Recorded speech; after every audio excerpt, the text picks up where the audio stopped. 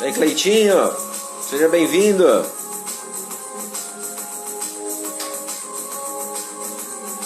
Aguentei que a gente já vai começar.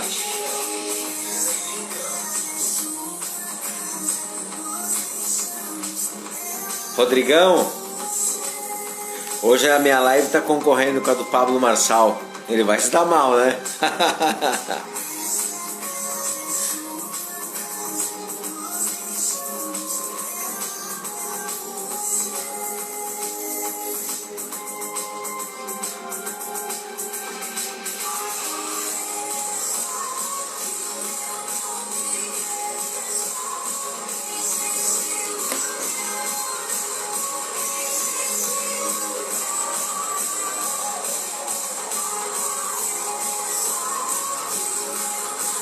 E aí, Rajão, bora, vamos com tudo.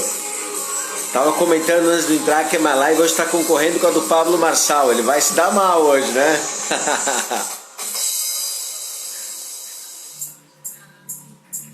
Não tá conseguindo ver aí, Cleiton?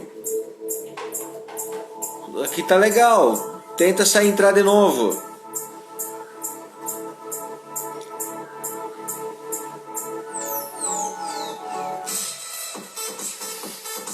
É isso aí, amém, amém.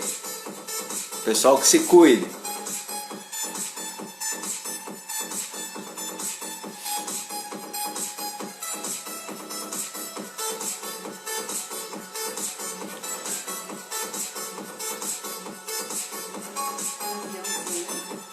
Vamos lá, pessoal. Deixa eu só baixar o volume aqui. Achar uma musiquinha sem direito autoral, porque depois eu coloco essa live no YouTube e acaba sendo bloqueado, né? Eu fiz isso a primeira, na segunda live, coloquei qualquer música para nós iniciar aí e a gente vai aprendendo com o tempo, né? Agora tem que achar uma música, é uma dica que eu deixo para quem faz. Quer colocar uma musiquinha ali para introdução, coloca uma música sem direito autoral para não dar problema, né? Pessoal, como eu começo meus vídeos lá no YouTube, eu vou começar aqui também. Olá, abençoado, seja bem-vindo a mais uma live de quarta-feira. Primeiro quero pedir desculpas se alguém sentiu falta da live na semana passada, eu acabei não fazendo por motivos maiores, mas o propósito é esse, nós vamos continuar aqui fazendo live, não interessa quantas pessoas tem, porque o propósito maior é atingir uma, tá bom? E se eu estiver sozinho aqui não vai ter problema, eu vou continuar fazendo, porque eu sei que depois vai pro YouTube, depois vai pro IGTV e eu tô tendo uma aceitação bem legal, tem muita gente assistindo, então quer dizer, a gente tenta fazer a diferença na vida de alguém. Se eu não fizer a diferença na vida de ninguém ali, eu tô fazendo na minha, tá bom? Pessoal, como eu sempre separo ali um pedacinho de um livro para nós iniciar a live, eu vou ler uma partezinha do livro chamado PNL, Programação Neurolinguística, do Steve Andrews, tá?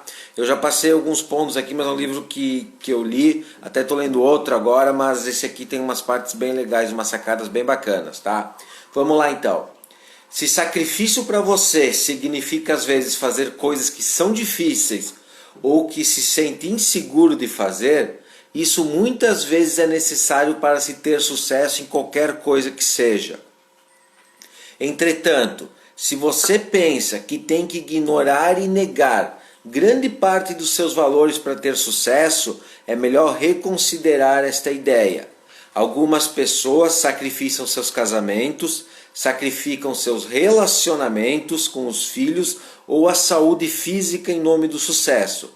Se você realmente não valoriza essas pessoas e atividades, então talvez seja capaz de ignorá-las e permanecer congruente. Mas quando você valoriza alguma coisa, quer abraçá-la e ficar com ela algum tempo, ou incluí-la, e principalmente incluí-la na sua vida permanentemente. Então, pessoal, essa reflexão do livro, ela me tocou muito, porque assim, nós estamos em momento de busca desenfreada pelo sucesso, independente seja sucesso financeiro, ou principalmente no sucesso financeiro, mas nós temos que entender que certos valores e certas coisas que nós já conquistamos são inegociáveis. Se tivermos que abrir mão dos nossos valores, das nossas éticas, das leis que norteiam o que nós somos e no que nós acreditamos, se nós tivermos que abrir mão das pessoas que nós amamos, dos bons relacionamentos familiares, conjugais, profissionais, nada vale a pena, porque que adianta ganhar o mundo e perder a nossa alma, né? Então vamos ter esse ponto de reflexão hoje, se nós estamos agindo como devemos, se nós estamos no caminho certo, se nós estamos fazendo coisas que nós possamos contar para nossas mães, tá? É isso mesmo, eu sempre uso essa régua de ver o que é certo e o que não é. Eu sempre penso, Mauro, o que tu está fazendo, tu pode contar para tua mãe sem ter vergonha? Se eu posso fazer isso, legal, toca para frente. Se eu não posso contar para minha mãe, eu freio porque aí tem coisa errada, tá bom? É uma dica que eu dou para vocês porque, como eu falei, consciência, dormir tranquilo, ter certeza do que está fazendo, está construindo alguma coisa sem desconstruir outra é muito importante, legal? Mas vamos lá, do que eu quero falar hoje, pessoal? Você sabe que eu foco bastante na questão de ganhar dinheiro, na questão de proteger esse patrimônio que a gente ganha com o nosso suor, na questão de multiplicar esse patrimônio também, mas hoje eu quero dar um rezinho em toda essa situação, tá? Porque eu li alguma coisa essa semana e eu trouxe os tópicos aqui para nós conversar, falando um pouquinho anterior a isso. Falando principalmente sobre endividamento e principalmente as consequências do endividamento. Consequências para nós como pessoas, como profissionais, como membros de uma família e membros de uma sociedade. Então eu quero falar um pouquinho sobre isso também, eu quero deixar vocês bem tranquilos para me perguntar, qualquer dúvida que tiver. Eu também tenho passado, porque apesar da gente já conhecer investimento, já entender, não é vergonha e a minha vida é um livro aberto, passei um tempo atrás por algumas dificuldades financeiras. Nós aqui em casa, eu, Hélio e as crianças, estamos nos estruturando ainda. Por outro lado, nesse tempo a gente já consegue fazer alguns investimentos, a gente está tentando transbordar na vida das pessoas, ensinando a cuidar melhor do dinheiro, mas a gente não está imune ao que a maioria das pessoas passam. A gente passou por isso também e eu quero trazer essa reflexão para nós hoje e entender o quanto esse problema financeiro pessoal afeta no nosso ambiente, tá? Só gostaria de pedir um favor para vocês, se vocês puderem, como eu quero transbordar na vida de vocês, trazer conhecimento, eu peço a contraparte de vocês. Se puderem apertar no coraçãozinho, se puderem apertar no aviãozinho, mandar para 2 pessoas essa live, eu tenho certeza que vai impactar na vida de mais pessoas e vai ser bem importante o que nós vamos conversar hoje, tá bom?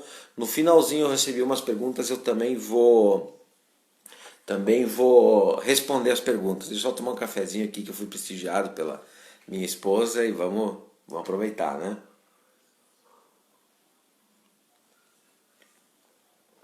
Então vamos lá, pessoal. Primeiro assunto que eu quero comentar com vocês sobre essa questão do endividamento, tá? Eu peguei alguns estudos aqui, um feito pela Confederação Nacional do Comércio e misturei com umas informações de um estudo feito por uma empresa americana de estudos chamada PwC, que é uma consultoria, e nós vamos juntar todas essas informações sobre o endividamento dos brasileiros e o endividamento dos americanos e o que isso está influenciando na nossa vida, e no finalzinho vamos falar um pouquinho sobre como a gente sai desse lamaçal, desse problema de dívida que muitas pessoas estão tendo, tá? Eu quero jogar para vocês alguns números do que está acontecendo para nós criarmos juntos aqui uma inflexão e conseguimos entender o quanto grave é essa situação. Nós estamos passando por um 2020 cheio de problemas, com coronavírus, com N outros problemas aí, mas isso aqui já é essa questão de dívidas, de comprometimento, de falta de dinheiro, é quase uma crise de dimensão do mesmo tamanho. Eu digo até que na questão de vidas, de sofrimento, isso tem gerado muito mais problema que o próprio coronavírus, porque é uma coisa que vem se perpetuando para todos nós nesse estilo de vida moderno que a gente tem, tá bom? Vamos lá? Olha só. Lidar com o dinheiro não é uma tarefa tão simples. Prova disso é que metade das famílias brasileiras estão endividadas. Tá? O que é considerado uma pessoa endividada? Ela tem dívidas que somam mais do que 3 vezes o que elas recebem num mês. Como é isso? Se eu tenho um salário de R$ 1.500 por mês e eu tenho uma dívida superior a 3 vezes isso, ou seja, R$ 4.500, eu já estou endividado, tá? E hoje no Brasil 50% das famílias estão endividadas, tem dívidas maiores do que 3 meses que o rendimento. É muita coisa, né? De acordo com a pesquisa, os principais problemas estão relacionados a cheque especial, cartão de crédito, carnê de loja, empréstimo pessoal, prestação do carro e seguro. São esses os fatores que mais endividam o brasileiro hoje, tá? Considerando o número tão grande de pessoas com esses problemas, a gente acaba recebendo influência na nossa vida com relação a isso. De que jeito? Primeiro, produtividade, ela pode ser afetada muito forte, tá? Mas mais fundo ainda, a gente analisando qual é a nossa real situação financeira, a gente vai perceber se a gente tem, não precisa estar endividado com até 3 meses, mas tendo dívidas que já nos atrapalham no dia a dia, ou seja, tiram o nosso sono. Como é que eu vou pagar o cartão? Como é que eu vou pagar a prestação da casa? Como é que eu vou pagar o carro? Isso acaba nos trazendo problemas no dia a dia e no nosso desenvolvimento. Vamos lá então. Olha só, como que as pessoas financeiramente estressadas são impactadas, tá? Vamos lá. Produtividade. 53% das pessoas falaram que o seu estresse financeiro interfere na sua habilidade de manter o foco e de ser produtivo. Então, mais da metade das pessoas diminui a sua produtividade no trabalho em função das dívidas. Isso é muito perigoso. Por quê? Se você for funcionário, se você tem CLT, você não vai conseguir desenvolver o papel a qual você é pago e qual você está proposto a fazer. Ou vai diminuir em 50% a sua capacidade de gerar receita para a empresa que você trabalha, tá? E se você for autônomo ou dono de um negócio, isso vai ser pior ainda, porque o autônomo depende exclusivamente do seu desenvolvimento para ganhar dinheiro, e o dono do negócio vai influenciar o seu desempenho e obviamente vai transmitir isso para a equipe, tá? Outra coisa, custos com planos de saúde. 35% das pessoas financeiramente estressadas notaram o impacto dessa preocupação em sua saúde. Então quer dizer o quê? O estresse financeiro acaba prejudicando a nossa saúde, isso é óbvio. Aumento de pressão, alimentação errada, tabagismo em excesso, álcool em excesso, pouco exercício físico, tudo isso vai prejudicar a nossa saúde e vai acabar nos atrapalhando para desenvolver melhor o nosso trabalho e contando com o próprio gasto de saúde que nós vamos ter, ou para buscar a restauração da saúde, né? E a rotatividade, isso aqui eu achei muito interessante. Olha só, pessoas endividadas, ou seja, 76% das pessoas endividadas, elas disseram que se sentem atraído por outros negócios e outros empregos, tá? Não há nada de errado a gente procurar outros negócios e outros empregos para tentar melhorar, desde que isso não seja motivado pelo estresse financeiro. Às vezes tu tem um emprego muito bom, às vezes você ganha muito bem, às vezes o seu negócio está muito saudável e por você ter um excesso de gasto, você não consegue ver o quanto bom o negócio que você tem. E você sempre acaba olhando a grama do vizinho e isso vai acabar atrapalhando e principalmente vai acabar fazendo você perder o foco e não vai mais buscar o que você já buscava. Você vai perder aquela motivação e aí é só ladeira abaixo, tá? Sobre os problemas de saúde, teve uma pesquisa também feita pelo SPC Brasil e a Confederação Nacional dos Lojistas que apontou que 69% dos endividados sofrem de ansiedade, tá? 69% sofrem de ansiedade.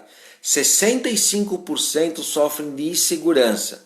64% sofrem de estresse, 61% de angústia, 58% sofrem de desânimo e sentimento de culpa ataca 57% das pessoas endividadas e a baixa autoestima 56%. Então assim, e o pior é que existem pessoas, em torno de 30% das pessoas que estão endividadas que sofrem de todos esses problemas junto. Agora me diga, como é que uma pessoa que está sofrendo de ansiedade, insegurança, estresse, a angústia, desânimo, sentimento de culpa e baixa estima consegue evoluir? Não consegue, né?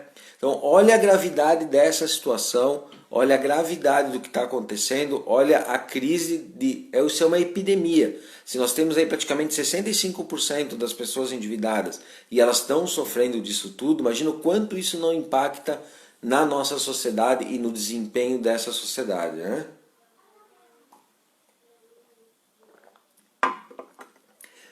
Daí aqui até eu anotei se a gente já imaginou quantas pessoas do nosso convívio podem estar nessa situação. Muitas, né? A gente vive com muitas pessoas e obviamente essas pessoas acabam influenciando em nós também. Isso quando a gente não tem o meia-culpa de assumir que está numa situação como essa e ter a humildade de pedir ajuda, porque às vezes é como um vício, é como uma doença, a pessoa às vezes sozinha não consegue sair. Isso influencia diretamente naquilo que eu comentei em outras lives também, que nós não fomos criados para aprender a lidar com o dinheiro, para a educação financeira não foi instruída em nós. Então assim, se nós estamos numa situação como essa, não é motivo para ter vergonha, é motivo para pedir ajuda, porque é errado, é feio quando a gente aprende alguma coisa, domina isso e cai nessa situação. Isso pode acontecer também, mas não há vergonha nenhuma em estar com dívidas, então o legal é mesmo procurar ajuda. Existem pessoas que podem ajudar com isso, existem instruções que podem ajudar, livros que podem ajudar. O que a gente não pode fazer é aceitar que é assim mesmo, que todo mundo está numa pior, então eu sou todo mundo e vou estar junto com isso, tá bom? Vamos dar uma cuidadinha com essa questão também. O estresse financeiro não é uma preocupação para os negócios só no Brasil.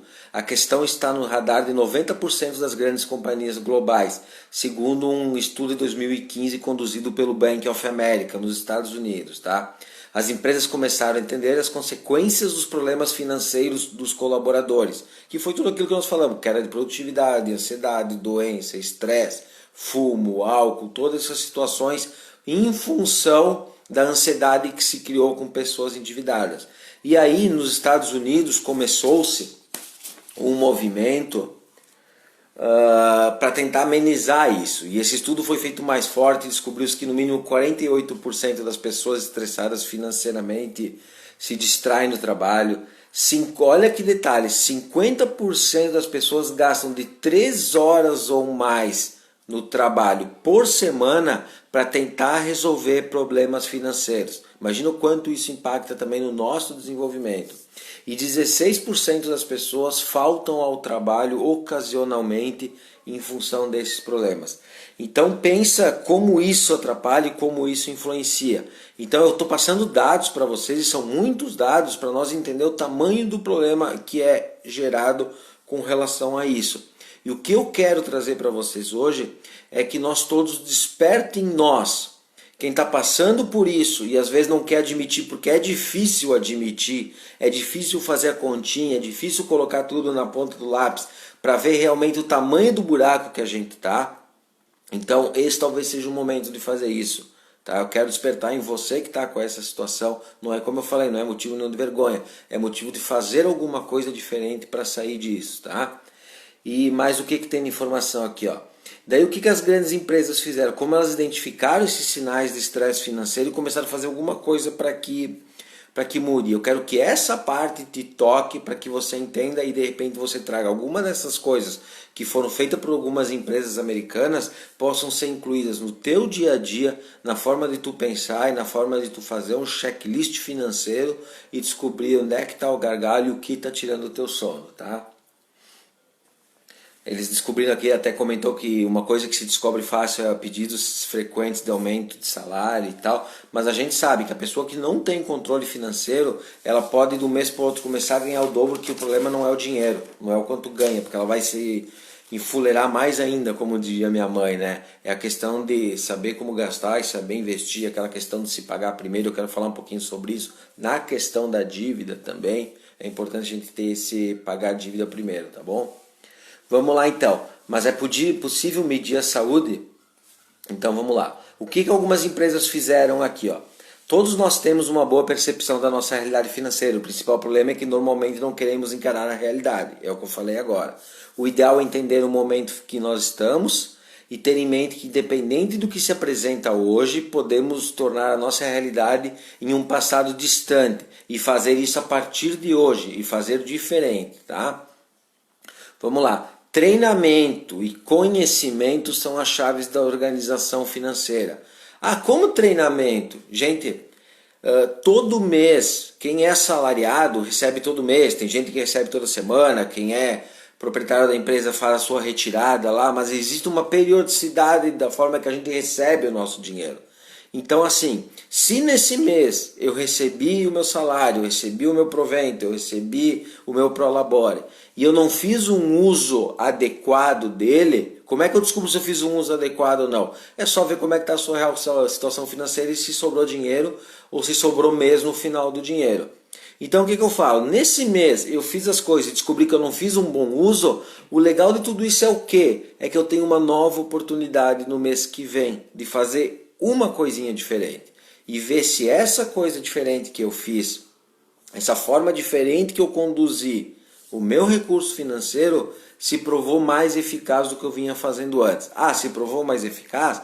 Vamos implementar isso e vamos implementar e vamos afinar e vamos melhorar mês a mês, porque o resultado vem. Você vai passar de um déficit ou de um devedor, vai começar a empatar e vai chegar um momento que tu vai ter superávit. O que é o superávit? É quando tu acaba gastando menos do que tu ganha. Tá? Só que precisa ser feito, e o mais legal de tudo isso é que todo mês tu tem uma oportunidade de fazer diferente e fazer sobrar, ok? Então vamos lá. O ideal é entender, tá? Treinamento e conhecimento são as chaves. Os estudos mostram que uma reorganização financeira pode trazer muitos benefícios para você e sua família. E olha os números que um estudo americano fez de funcionários de grandes empresas que passaram por treinamento, tá? Que eu falei que as empresas estavam fazendo um movimento para tentar melhorar isso também. 52% dos funcionários passaram a manter os gastos sob controle. Mais da metade que estava endividado aprendeu a manter os gastos sob controle, tá?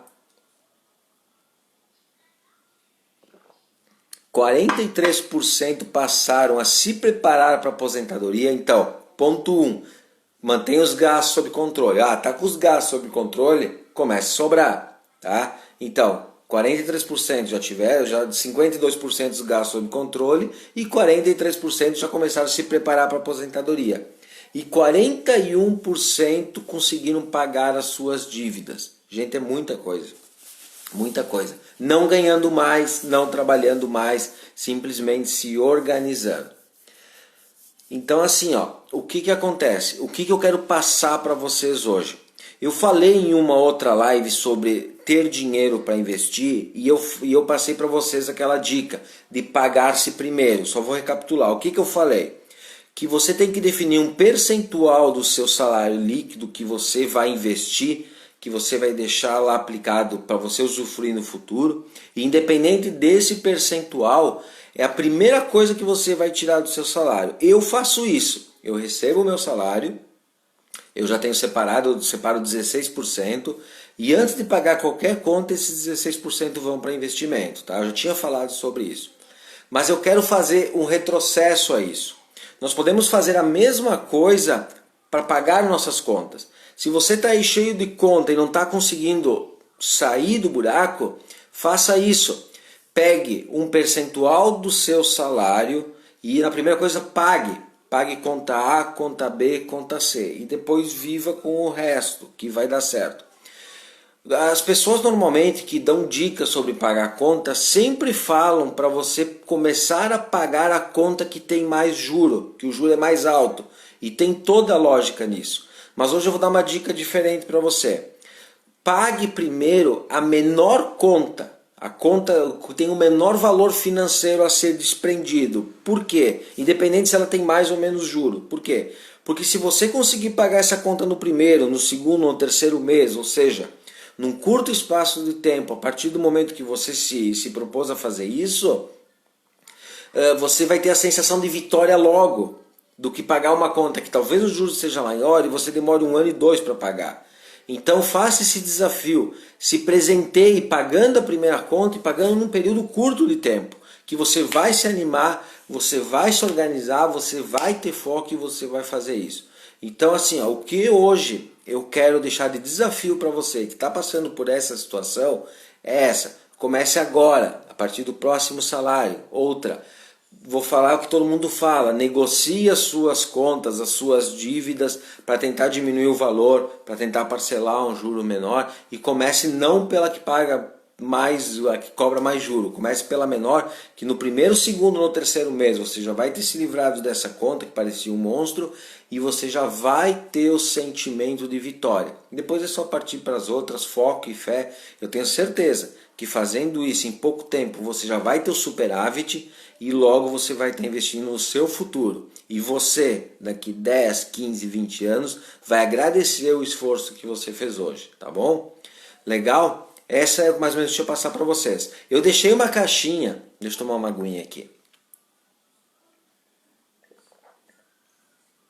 Eu deixei uma caixinha de perguntas hoje aí no Instagram e eu recebi, eu acho que algumas perguntinhas e eu vou passar aqui as mais que eu acho que compensa investir. Tem uma pergunta aqui: quitar o meu apartamento ou investir? Então, deve estar acontecendo o seguinte: você tem um apartamento que você mora que está financiado, você tem um dinheiro que está sobrando além da parcela que você paga e você quer saber se esse dinheiro que está sobrando você começa a investir ou você paga, tá? Eu aconselho o seguinte: eu aconselho a pagar o imóvel, ok? Por quê? Porque nessa negociação de quitar ou de diminuir o saldo, de pagar as parcelas de trás para frente, há uma tendência de você conseguir um desconto percentualmente maior do que você consegue num investimento, tá? Então assim, você vai fazer o seu dinheiro render mais quitando o apartamento, pagando mais do apartamento do que num próprio investimento. Essa é a dica que eu dou. Então, se a situação é essa, se eu entendi direitinho, vale a pena quitar, agilizar a quitação do pagamento do apartamento para depois começar a investir. Ok? E o legal de tudo isso é que quando você tiver o apartamento já quitado, você vai ter esse dinheiro que sobrou e vai ter ainda mais do que você pagava de parcela. Então o seu investimento ali vai começar a receber aportes bem interessantes. Então paga o teu apartamento, depois começa a investir, ok? Vamos lá, próxima pergunta. Aqui.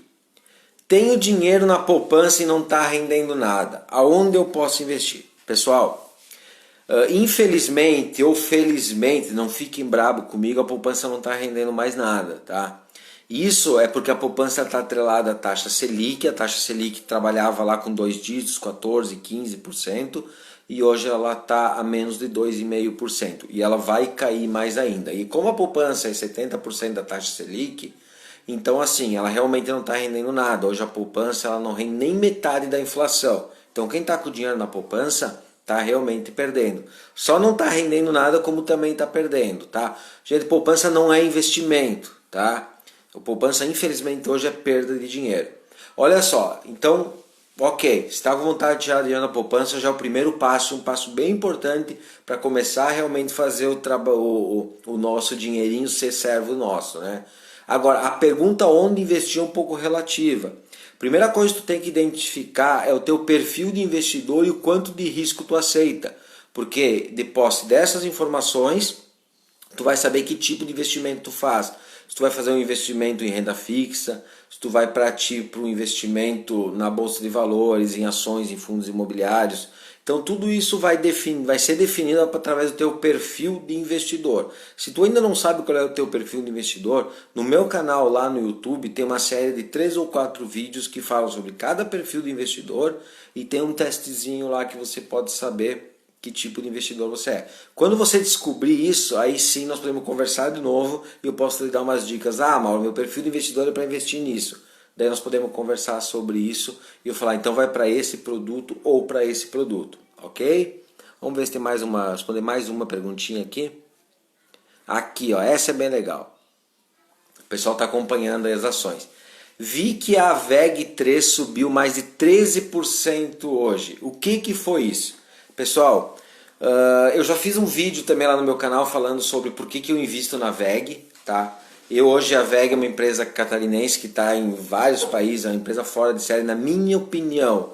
É a melhor empresa da Bolsa de Valores hoje pela gestão, pelo que entrega, pelo desenvolvimento, pela tecnologia, por tudo que ela está apresentando, e é um prazer ser sócio dela, tá? Realmente, a VEG tem subido vertiginosamente há algum tempo, algumas semanas, alguns meses, tá?